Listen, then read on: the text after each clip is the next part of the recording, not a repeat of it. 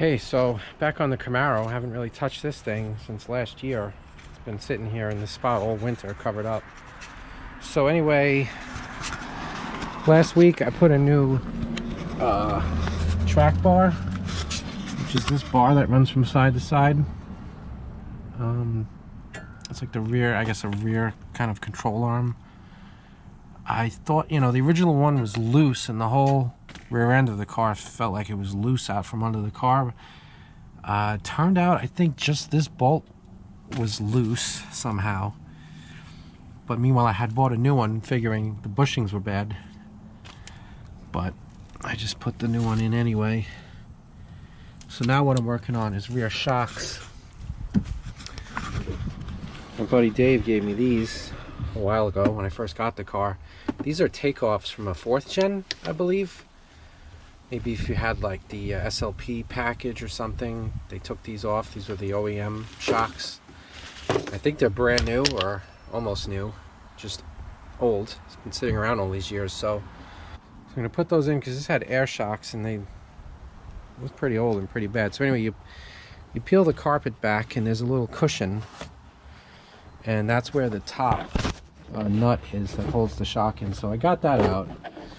That came out no problem. So of course I'm hitting a little snag underneath. The nut for the shock itself came out no problem, but the air shock is like a very it's a lot thicker than a regular standard shock, and I don't know if you can see, but it's kind of wedged here in between the lower control arm, the mounting stud, and the sway bar. It's like right wedged in there. I can't get it down. So that's what I'm working on right now. Alright, problem solved. So this was the mounting stud for the shock. It was like this actually. Just had to take that nut off and pull it out, and shock came right down. I don't know what these are. I don't think they're OEM, but if anybody knows, yeah, let me know. I'm guessing they're just aftermarket replacement shocks. I'm not going to be like overloading the back of the Camaro or towing anything, so probably won't need the air shocks. So of course I hit a snag, which is pretty much standard for everything I do. So the air shock had this kind of mounting stud. These shocks, these have this built-in stud that goes right into the mounting bracket on the rear axle housing. So none of the nuts that I took off of the old hardware have the same thread. This is a coarse thread. This is more of a fine thread. So now I got to go down to the hardware store and get nuts that are going to fit the bottom. The top, I was able to reuse the pieces that were on the top of the air shock because these shocks are missing. Has the lower bushing but not the top bushing. Did have the top nut, so I just reused the washer and the bushing, which were still pretty good from the air shock, and got the top part in. Gonna have to go down and get a nut to get the bottom part in. So it just came out of the third store. First I went to Ace Hardware. They had, after looking for 20 minutes, they had one. Turns out it's a 9/16 12 coarse thread, which is a very oddball size apparently. So then I went to Advanced Auto. They had none. Just went to Home Depot. Nothing. Amazon has them, grade 8, $10 a piece. It's always something. Always something. If Ace just had 2, they weren't grade 8, they were just regular, but I would have got them. I don't know what to do.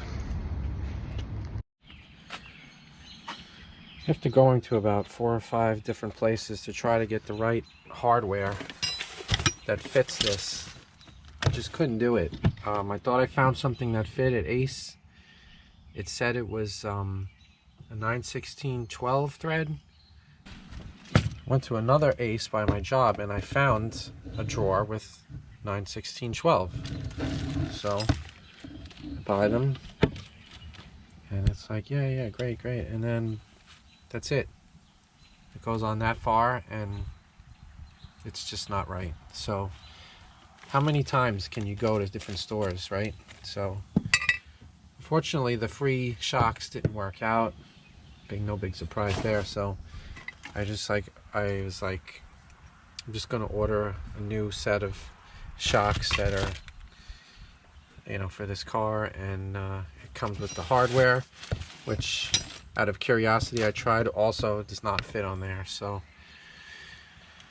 some kind of weird, impossible thread here. The only thing I can think of is if it's metric 13, because that was the only thing there was metric 12 and 14, yeah, it's some weird coarse thread size that nobody has, unfortunately, missing.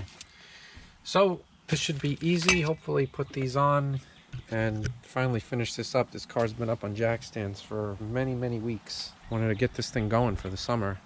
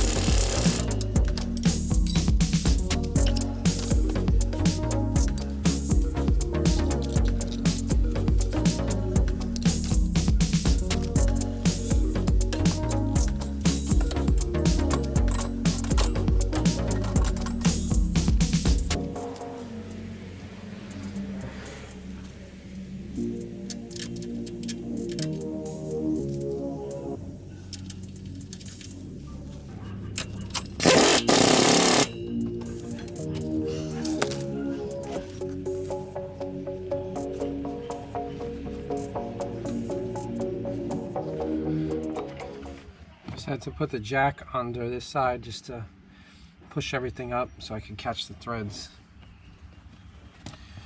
Once you have the right hardware and the tools, this is a very quick and easy thing to do.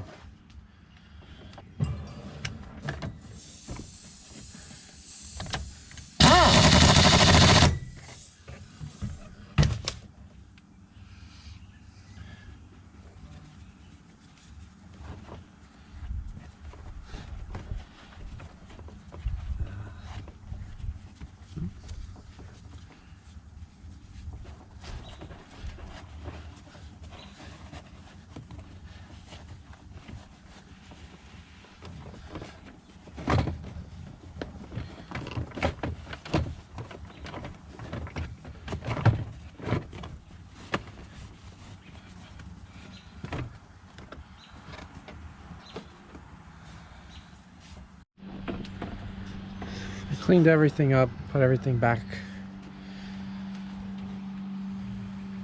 So what's next is, well, I gotta get this thing moving. It should run, unless the battery died again. I have the A-pillar I have all the pillars moldings off because my plan was to do the T-top seals because they're leaking really badly. I ordered it 2 months ago from Jegs. Looks like it finally just shipped a couple of days ago. I never thought I was getting it, and so I guess that will be one of the next things, because if I can get it to stop raining inside the car, then I can put a headliner in it. And yeah, so that's what's coming up next. Subscribe to the channel if you want to keep up with the updates on this 84 Z28. And before I end the video, maybe I'll just do a little drive around so you can at least see what the rest of the car looks like before the video ends. So yeah, it's been a while since I started or moved this car. Had to be back in the winter. Now it's July.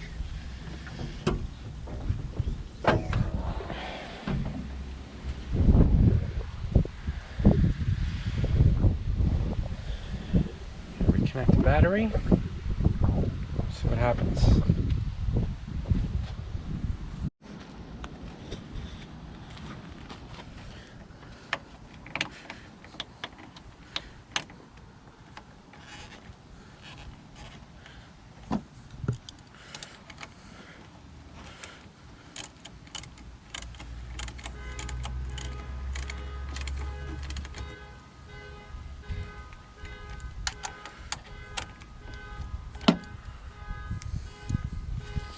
Tire needs some air.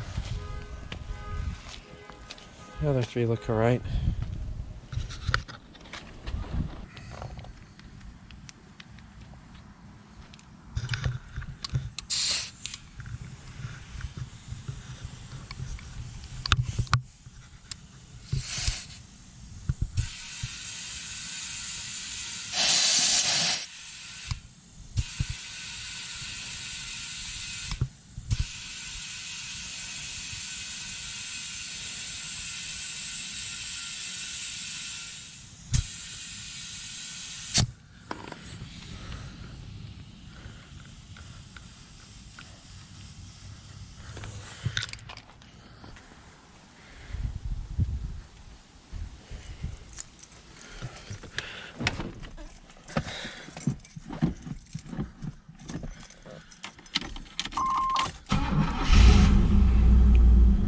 Wow. Okay. 3 pumps. More than 3 months. Good to go.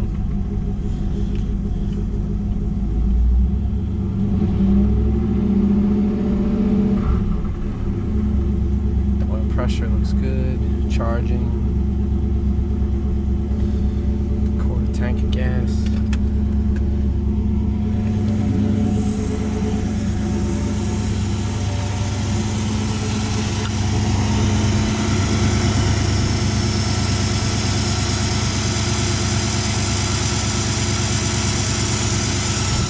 Thing about this car, has no choke really. It has a manual choke, but it's not connected, so it's just open all the time. Thing always starts right up, even in freezing cold weather.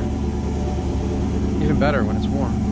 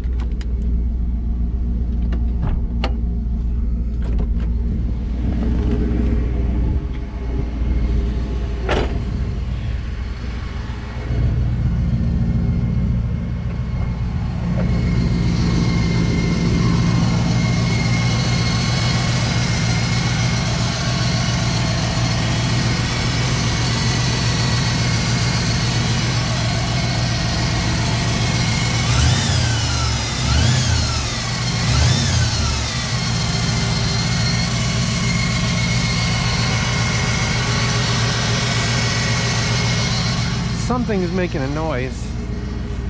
Might be the water pump going out.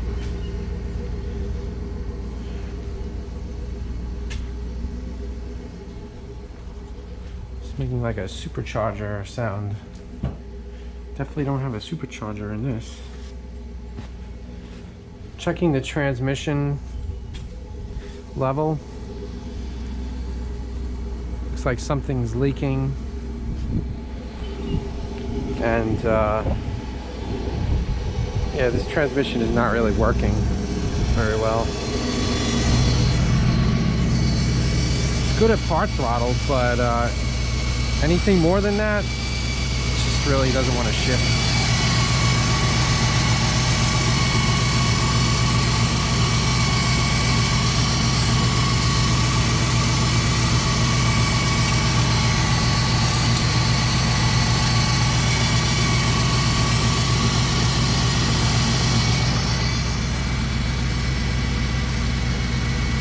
A little low.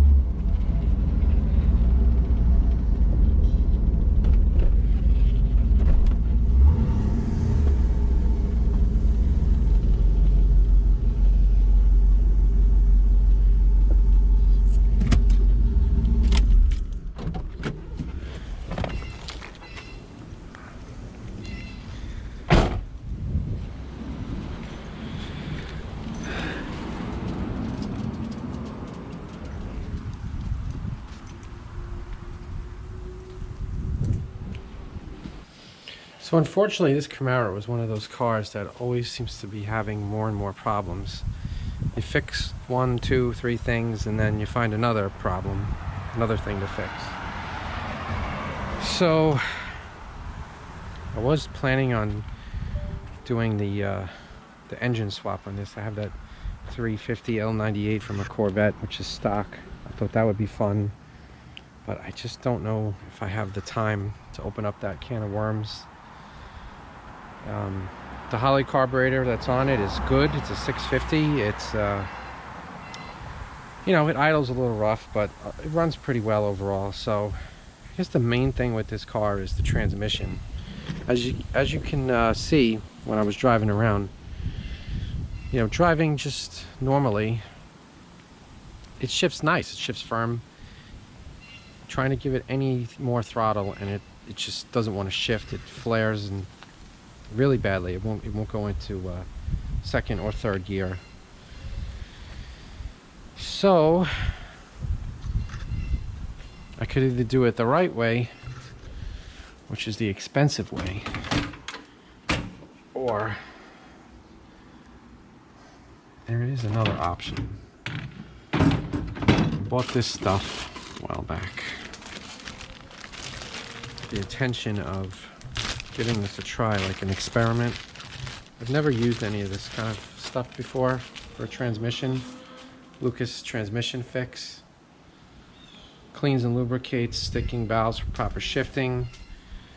Polymeric film renews worn bands to stop slipping. Completely stops most leaks. So if this actually worked, like it advertises, it could fix all my problems. It could fix my transmission leak and the shifting issues. So since I have it, I'm probably just gonna give it a try.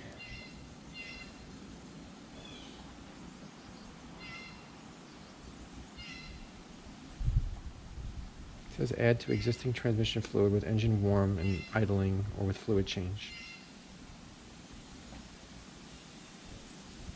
Alright.